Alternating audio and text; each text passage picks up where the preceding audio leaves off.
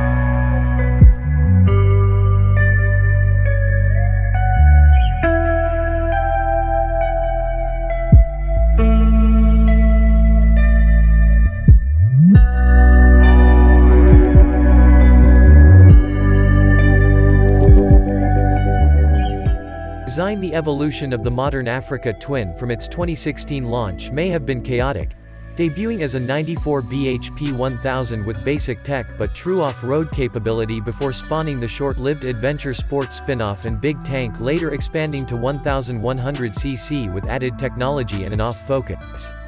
Road is new in 2020, but there's no doubt about the brilliance of Honda's design and execution. For 2022 it is further enhanced with the DCT, a version of the semi-automatic gearbox as tested here, further refined, extra specs and revised styling, but overall refinement and effectiveness that shines. This is a truly off-road classic adventure bike that is now brilliant specs, truly versatile and so classy and handsome, it can hardly be criticized. Driving position. Another area where the Twin's dual purpose is that, while it's worthy as an off-roader and road-going machine, it doesn't excel in either. As standard, the saddle, due to its long travel, off-road suspension, is 870 mm high, making it difficult to ride, even for 6 feet. On the plus side though, it's adjustable via 2 positions, the lowest being 850 mm, although this is still high, plus there's also a low seat option, which makes it an almost adjustable 825 mm. Masochist, off-road experts can also specify an even a higher 895 mm option. Practicality. If it wasn't too tall, and sometimes clumsy, or with wide bars, which limit sway ability through traffic, the Twin would be an excellent all-rounder, especially in this DCT trim.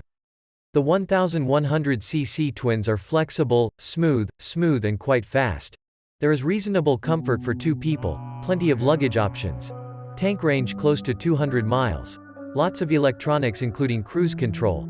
Good weather protection and DCT make it an easy explorer, with the properties of a twist-and-go scooter. The thing is, there are plenty of other adventure bikes that offer the same if not more in terms of performance and comfort, and if off-road capability is important to you, slightly smaller, more manageable ones as well, like KTM's 890 or Triumph's 900 Tiger. Performance and braking. At launch, the original 94 bhp 1000cc African Twin, while adequate, looked a little lacking on the road. It bumps up to 1100cc and 100 bhp in 2020, but, really, it's not a huge difference. The DCT option, as tested here, is getting more and more confusing. While the feel is now more refined and very sophisticated, it's still an acquired taste that isn't ideal in every situation.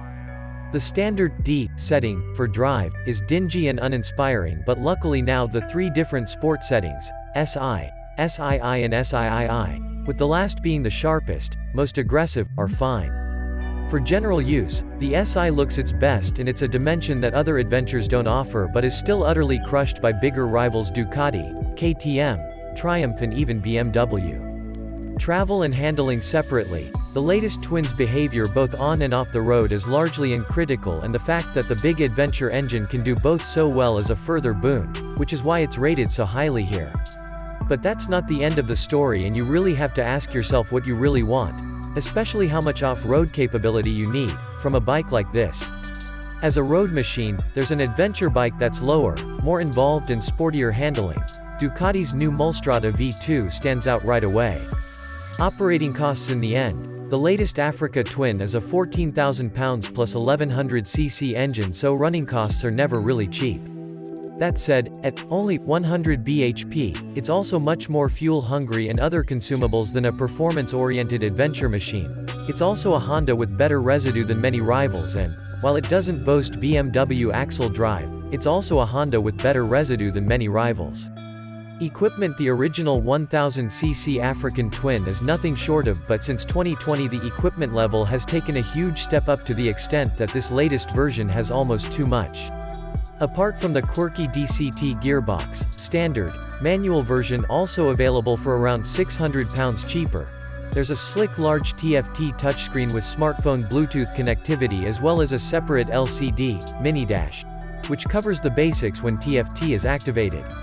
Devoted to sat-nav. There are also adjustable seats, multiple riding modes, switchable traction control, engine braking, etc.